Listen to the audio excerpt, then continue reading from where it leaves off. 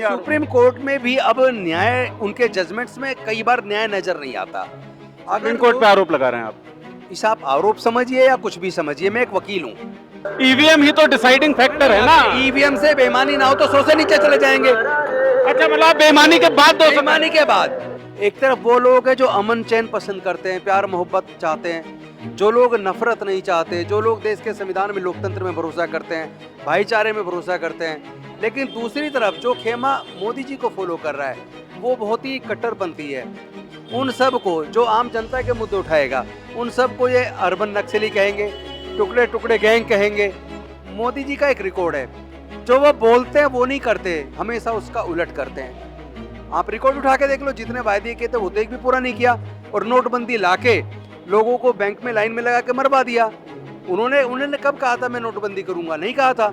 उन्होंने कहा था 2 करोड़ लोगों को रोजगार दूंगा, तो रोजगार तो दिए नहीं, नोटबंदी से रोजगार छीन जरूर ली। नमस्कार दोस्तों, उत्तर पूर्वी दिल्ली लोकसभा कन्हैया कुमार यहाँ से इंडिया ब्लॉक के प्रत्याशी हैं और दिल्ली में जो चुनावी गतिविधि है, चुनावी संघर्ष जो है वो बड़ा इंटरेस्टिंग मोड़ ले चुका है।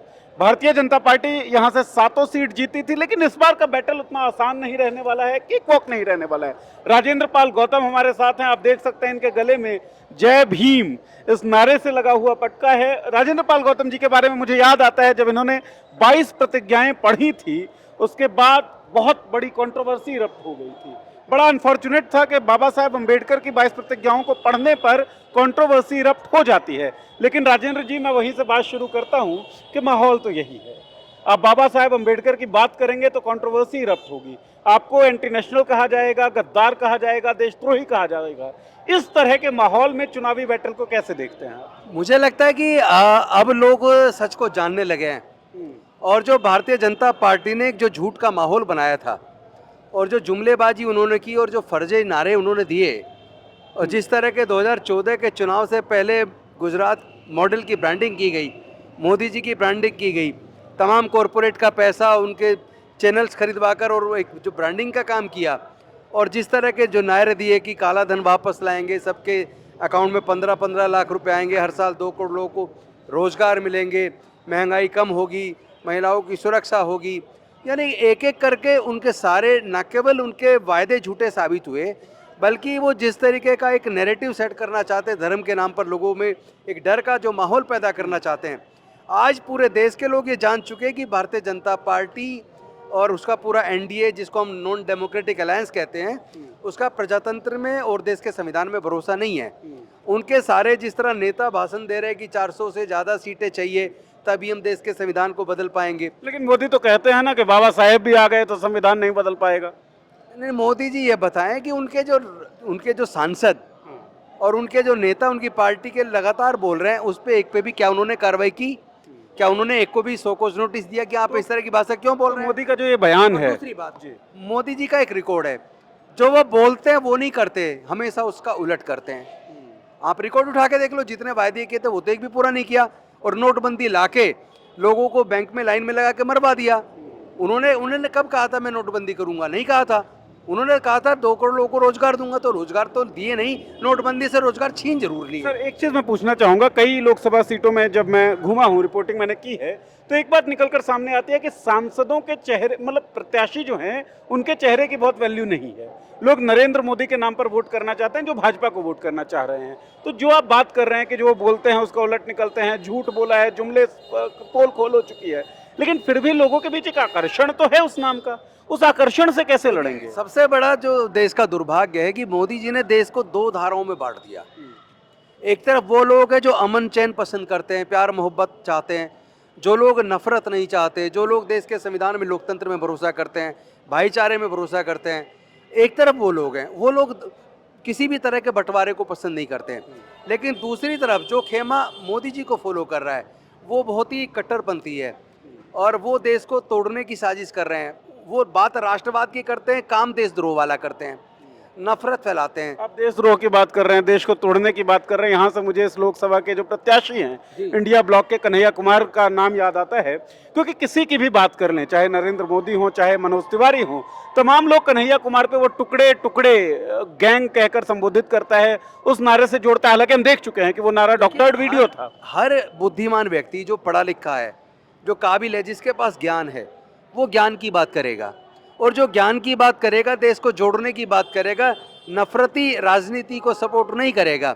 उन सब को, जो आम जनता के मुद्दे उठाएगा, उन सब को ये अर्बन नक्सली कहेंगे, टुकड़े टुकड़े गैंग कहेंगे, और न जाने क्या क्या कहते हैं। तो सर लोगों के वो जब चल नहीं रहा, लोगों के बीच रिसेप्शन है अब इस तरह की बातों लोग का? उनकी उस बात को नकार रहे हैं, लोग बिल्कुल भी उनकी बात से सहमत नहीं है, और वो तिलिस्म जो उन्होंने बनाया था मोदी जी ने, वो टूट रहा है। और ये चुनाव का रिजल्ट बताएगा कि पूरा एनडीए मिलकर 200 से भी नीचे जा रहा है। सर 400 पार का नारा दे रहे हैं आप, 200 सीट वो एनडीए। एक दिमाग पे, बेसिकली ब्रेन पे काम कर रहे हैं कि आप, उन्हें पता है कि आप बहुत कमजोर स्थिति में हैं, उन्हें लेकिन पता है। 200 तो बहुत कम हो गया ना सर एनडीए। बताता हूँ ना आपको, एक सच्चाई बताता हूँ कि लोगों का, उनका मनोबल ना टूट जाए। बीजेपी का खुद को दिख रहा है कि उनकी स्थिति बेहद खराब है, लेकिन उनके कार्यकर्ताओं का मनोबल ना टूटे, तो वो दो तरफा अटैक कर रहे हैं। एक तरफ अपने कार्यकर्ताओं का मनोबल बढ़ाने के लिए 400 पार, क्योंकि वो जो बोलते थे अक्सर वो हो जाता था, तो ताकि बीजेपी के कार्यकर्ताओं का गिरे हुआ मनोबल उठ जाए, तो इसलिए 400 पार का नारा दिया। लेकिन दूसरी तरफ वो जानते हैं कि वो बहुत डाउन साइड जा रहे हैं, तो वो वोटर के ऊपर भी एक ब्रेन पे काम कर रहे हैं, ताकि वोटर को लगे यार 400 पार कह रहे तो शायद थोड़ा बहुत कम रहेगा, लेकिन शायद बन जाए। सर ब्रेन की बात आपने कही, वोटर के ब्रेन पर काम कर रहे हैं, ईवीएम पर भी कुछ काम हो रहा है, और लगातार आप उस संघर्ष में रहे, लेकिन सुप्रीम कोर्ट का फैसला आप लोगों के पक्ष में नहीं रहा, तो उसको आप कैसे देख रहे हैं, ईवीएम का जो मैनिपुलेशन? सुप्रीम कोर्ट में भी अब न्याय, उनके जजमेंट्स में कई बार न्याय नजर नहीं आता। सुप्रीम कोर्ट पे आरोप लगा रहे हैं आप? इस आप आरोप समझिए या कुछ भी समझिए, मैं एक वकील हूँ और मेरा काम है क्रिटिकली एनालाइज करना जजमेंट्स को। तो सुप्रीम कोर्ट के जजमेंट को जब मैं क्रिटिकली एनालाइज करता हूँ, पढ़ता हूँ, बारीकी से पढ़ता हूँ, तो मैं पाता हूँ कि वो जन भावनाओं के खिलाफ, कई बार उस जजमेंट में न्याय नहीं दिखता। आपने जन भावनाओं की बात की, सुप्रीम कोर्ट ने ऐसे वर्डिक्ट दिए जहां उन्होंने कहा कि जन भावनाओं के कारण हम ये वर्डिक्ट दे रहे हैं। देखिए, कोर्ट का काम है, कोर्ट कानून से चले और साथ ही साथ कोर्ट एविडेंस से चले। जो एविडेंसेज आए हैं आप उनको सुन ही नहीं रहे हैं। लोग पूछ रहे हैं ईवीएम मशीन में ये घड़ी क्यों लगी है, रियल टाइम क्लॉक क्यों है, टाइमर क्यों लगा है, कोई जवाब नहीं है। लोग पूछ रहे हैं कि जैसे आसाम का दीमा हसाओ, उस जगह पे जो चुनाव हुआ तो वहाँ पे वोट तो केवल 90 था, लेकिन उसमें मशीन में निकला 171। त्रिपुरा में भी ऐसा हुआ, जवाब नहीं है। त्रिपुरा में जो हुआ उसका कोई जवाब नहीं है। और अभी जब चुनाव शुरू होने से पहले केरला के अंदर जो मोकपोल हुआ और उसमें 9 कैंडिडेट थे और 10वां नोटा था, सबको कहा 10-10 वोट डालिए, सबने 10-10 डाले, तो उसमें बाकी के 10-10 ही वोट निकले, लेकिन बीजेपी के 32 निकले। वो 22 वोट बीजेपी के फालतू क्यों निकले, इसका कोई जवाब नहीं है। सर ईवीएम वाला जो सुप्रीम कोर्ट ऐसे मुद्दों को अगर इग्नोर कर रहा है, जाने अनजाने या किस इशारे पे, या क्या मजबूरी है, मुझे लगता है कि ऐसे में जनता की भावना ये है कि वोटर को ये भरोसा होना चाहिए कि उसका वोट जिसको वो दे रहा है उसको जा रहा है। अगर छत्तीसगढ़ में बीएसपी के प्रत्याशी जिस जगह रहते हैं, जिस बूथ पर, जहाँ उनका परिवार, उनके रिश्तेदार रहते हैं, मान लीजिए रिश्तेदारों ने वोट नहीं दिया, मान लीजिए परिवार के लोगों ने वोट नहीं दिया, उसने जो खुद को अपना वोट डाला वो कहाँ चला गया, उसको खुद का भी वोट नहीं निकला मशीन में। तो इसलिए जो सवालात लोगों ने पैदा किए हैं मशीन के ऊपर, वो ऐसे ही नहीं किए हैं। तो इन सवाल, उनका जवाब इलेक्शन कमीशन ऑफ इंडिया को देना चाहिए था, लेकिन इलेक्शन कमीशन मौन है।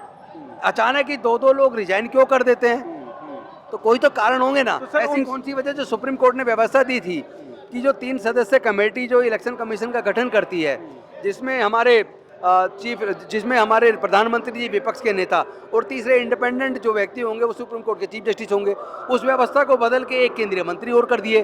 तो 2 लोग तो बीजेपी के हो गए, केंद्र की सरकार के हो गए, जिसको चाहेंगे चुनेंगे।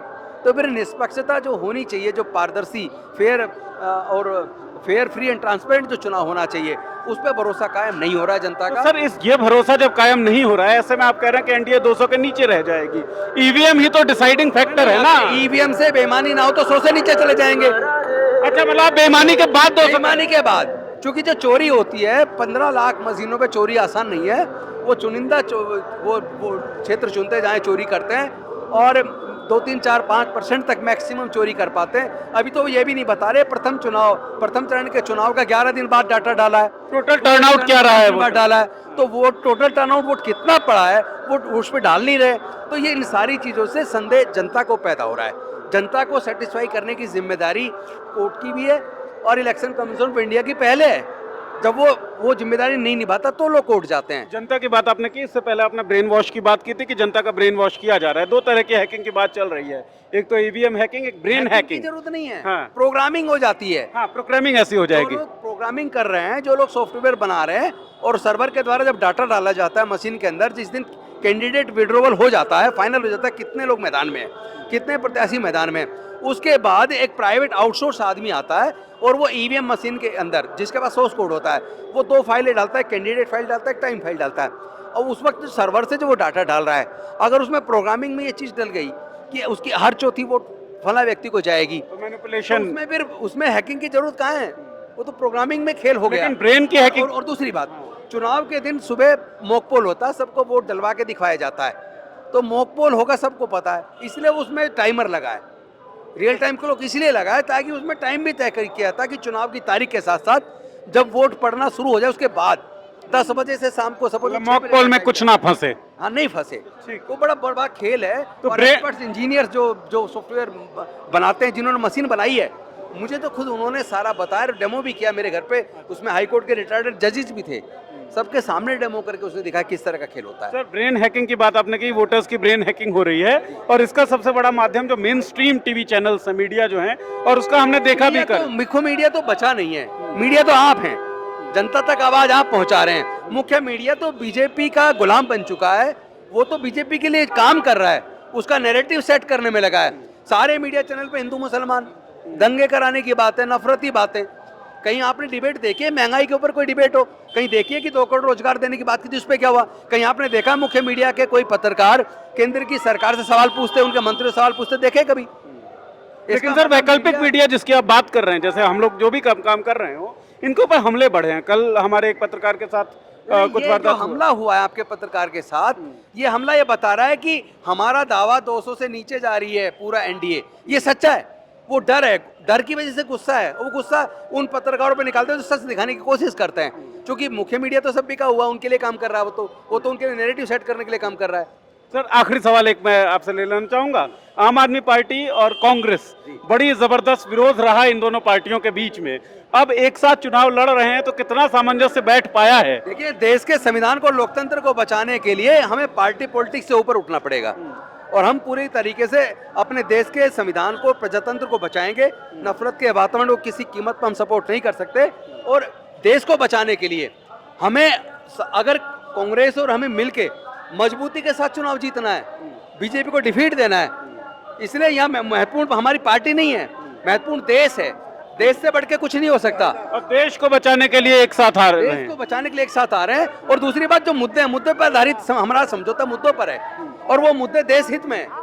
जो घोषणा पत्र निकाला है कांग्रेस ने, आम आदमी पार्टी ने, आप उन मुद्दों को पढ़िए, तो वो देश के मुद्दे हैं, जनता के मुद्दे हैं।